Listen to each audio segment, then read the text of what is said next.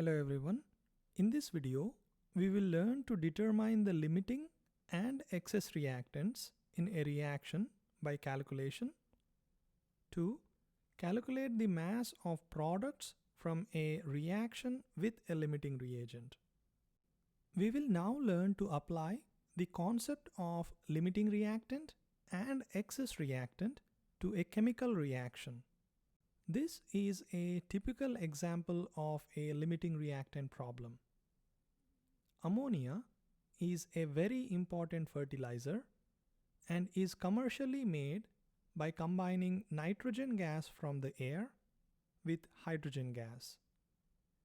In a reaction mixture, 20 grams of nitrogen is mixed with 76 grams of hydrogen. Answer the following questions. 1. Identify the limiting reagent. 2. Calculate the mass of ammonia in grams formed. 3. Calculate the mass in grams of excess reagent that is left over after the reaction. Let us solve this question in stepwise manner. The first and most important thing to do is to translate the chemical reaction into a balanced chemical equation. The reactants for the reaction are nitrogen gas, that is N2, and hydrogen gas, that is H2.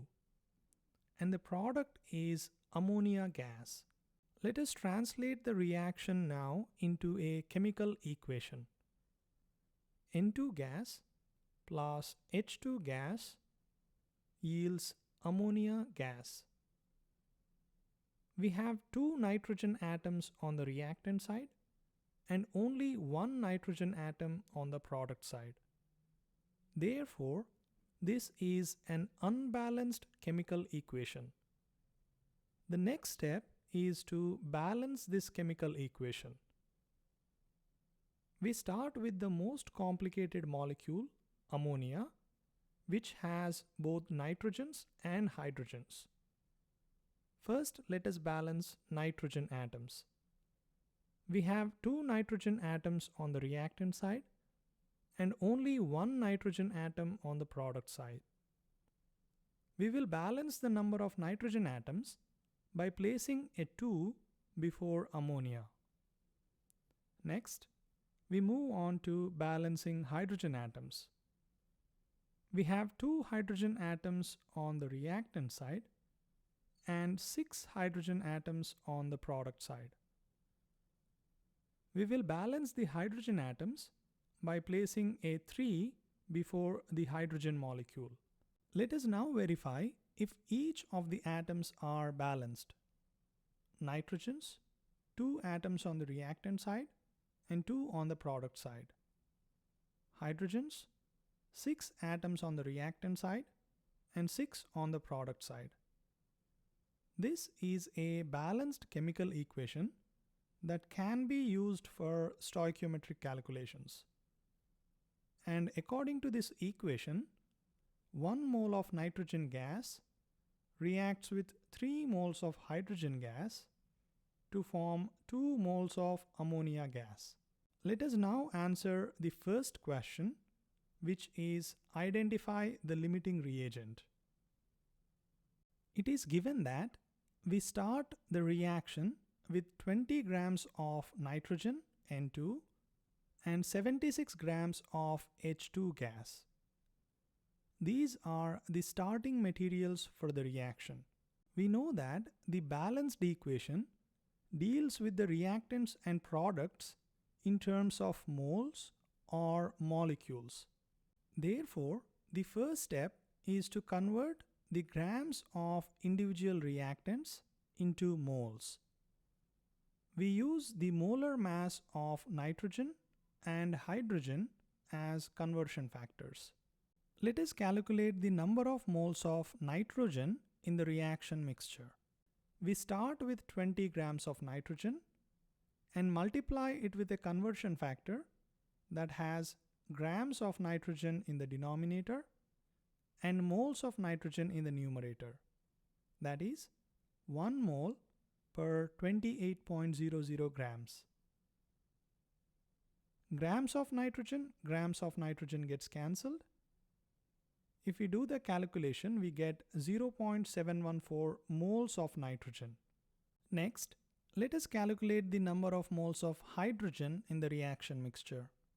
We start with 76.0 grams of hydrogen, multiply it with a conversion factor that has grams of hydrogen in the denominator and moles of hydrogen in the numerator.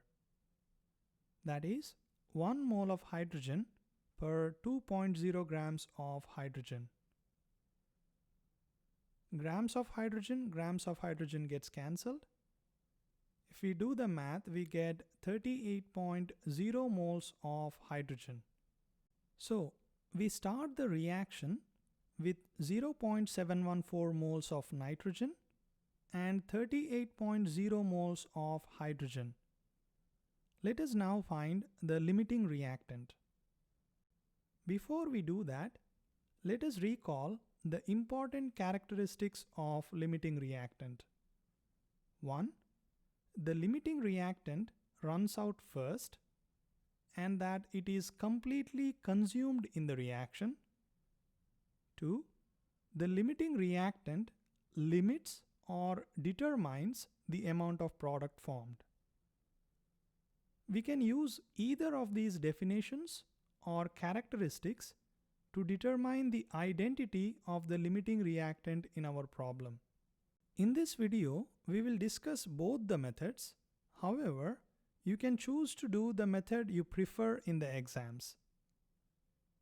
Method 1. We will identify which reactant runs out first, nitrogen gas or hydrogen gas. In this method, we assume that the amount of only one of the reactants is given and we calculate how much of other reactant is required to completely consume the first reactant.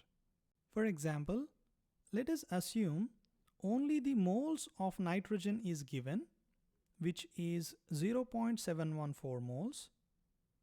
Next, we calculate the moles of hydrogen required to completely consume 0.714 moles of nitrogen. According to the balanced equation, 1 mole of nitrogen requires 3 moles of hydrogen. We can use this as a conversion factor to convert the number of moles of nitrogen into the number of moles of hydrogen. We start with 0.714 moles of nitrogen and multiply it with a conversion factor that has moles of nitrogen in the denominator and moles of hydrogen in the numerator. That is 3 moles of hydrogen per every mole of nitrogen. Moles of nitrogen gets cancelled. We get 2.142 moles of hydrogen. So, based on this calculation, 0.714 moles of nitrogen reacts with 2.142 moles of hydrogen. These are the stoichiometric quantities of nitrogen and hydrogen. The next question we ask is, do we have 2.142 moles of hydrogen gas in the reaction mixture? If we have exactly 2.142 moles, then both the reactants are in stoichiometric quantities and will be completely consumed with no leftovers. If we have less than 2.142 moles of hydrogen, then hydrogen runs out first and it is the limiting reactant. If we have more than 2.142 moles of hydrogen, then nitrogen runs out first and it will be the limiting reactant. In this case, we have 38.0 moles of hydrogen, which is more than 2.142 moles of hydrogen. Therefore, nitrogen is the limiting reactant in the problem.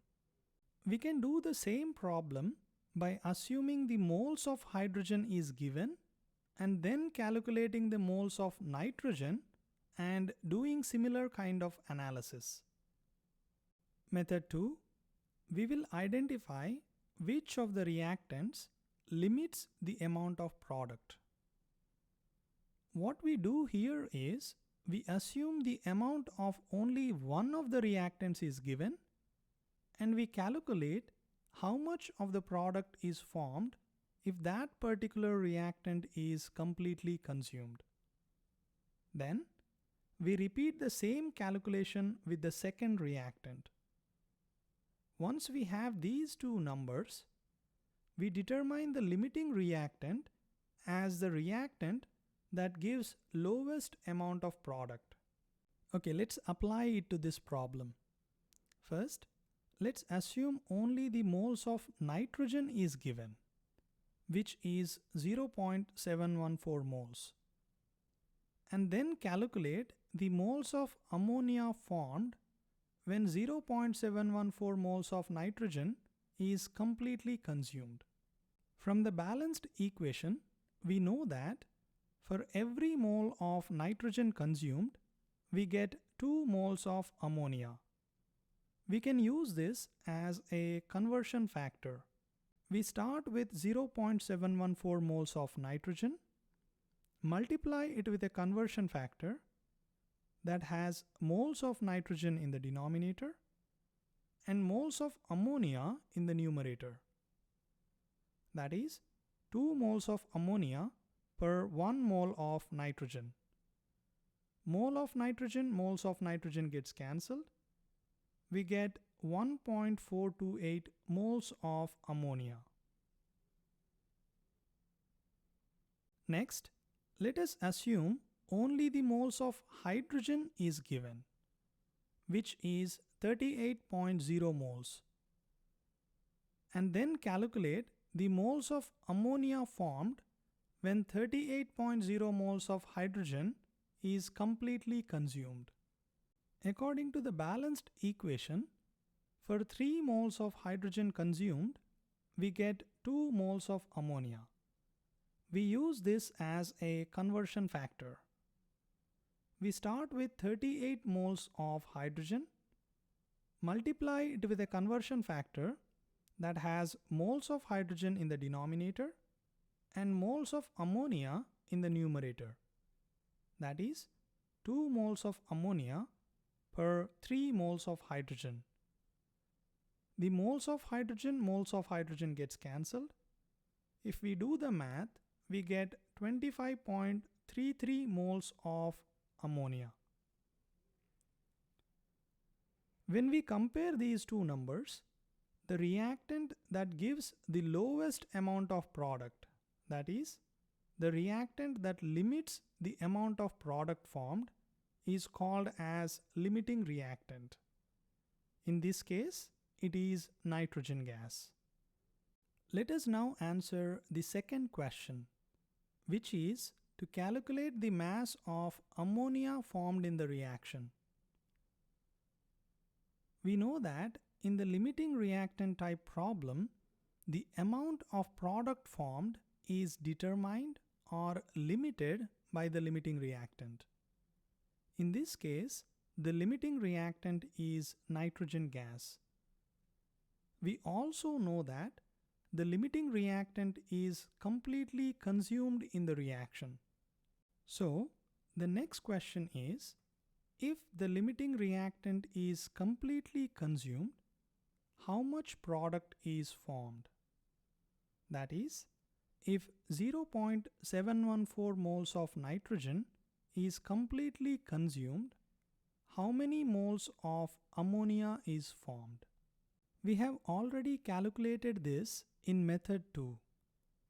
We start with 0.714 moles of nitrogen and multiply it with a conversion factor that converts moles of nitrogen into moles of ammonia, which is 2 moles of ammonia per 1 mole of nitrogen. If we do the math, we get 1.428 moles of ammonia. However, this is not the final answer yet. We need the mass of ammonia in grams, not the moles. So, we use the molar mass of ammonia as a conversion factor to convert moles of ammonia into grams of ammonia. We start with 1.428 moles of ammonia and multiply it with a conversion factor that has moles of ammonia in the denominator and grams of ammonia in the numerator. That is 17 grams of ammonia per 1 mole of ammonia. The moles and moles get cancelled. If we do the math, we get 24.27 grams of ammonia. This is the mass of ammonia formed when 20 grams of nitrogen reacts with 76 grams of hydrogen. Let us now answer the third question, which is calculate the mass of excess reagent that is left over. We already know that the nitrogen gas is the limiting reactant and hydrogen gas is the excess reactant in this reaction. Now, how can we determine how much of hydrogen gas is left over? We already know the number of moles of hydrogen we started with. Now, if we can calculate the number of moles of hydrogen consumed, we can then calculate the hydrogen left over by subtracting moles of hydrogen consumed from moles of hydrogen we started with. So, first, let us calculate the number of moles of hydrogen consumed in the reaction. Let us again go back to the characteristics of the limiting reagent. We know that the limiting reactant is completely consumed in the reaction. We started with 0.714 moles of nitrogen and all of it should be consumed. We can use the balanced equation to calculate the number of moles of hydrogen required to completely consume 0.714 moles of nitrogen. In fact, we already calculated this in method 1. We start with 0.714 moles of nitrogen and multiply it with a conversion factor that has moles of nitrogen in the denominator and moles of hydrogen in the numerator.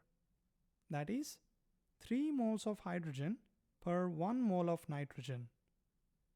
If we do the math, we get 2.142 moles of hydrogen.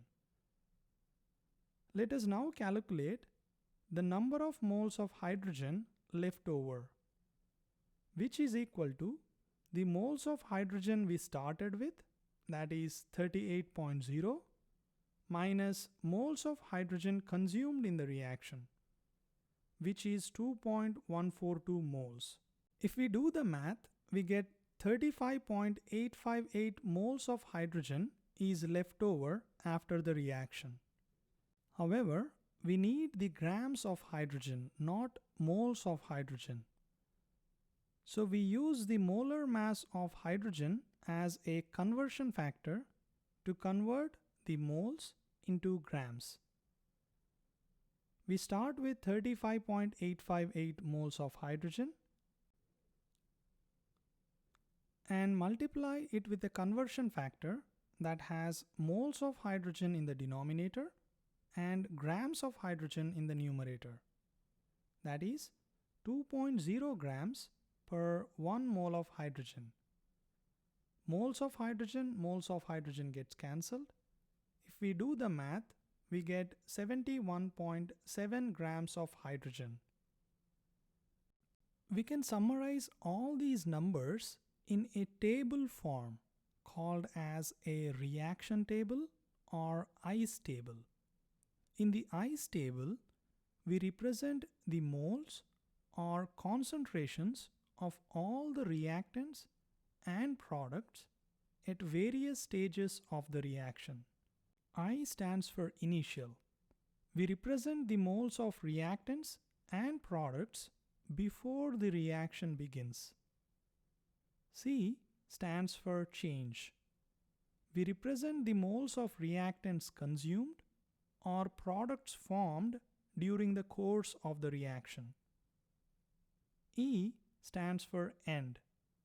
We represent the moles of reactants and products at the end of the reaction. Let us fill out this table.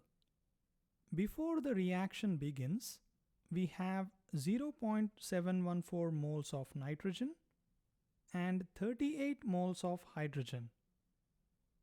Do we have any ammonia before the reaction begins? No, we will start with 0 moles of ammonia. Next, filling out the change column requires some work. We have already done this work earlier. First, we need to find the limiting reactant using either of the two methods we discussed. For this question, nitrogen is the limiting reactant. Therefore, it will be completely consumed in the reaction. That is, all the initial amount of nitrogen will be used up. Therefore, the change for nitrogen is minus 0.714 moles. The minus represents that nitrogen is being consumed. The change for hydrogen can be calculated by using the balanced equation.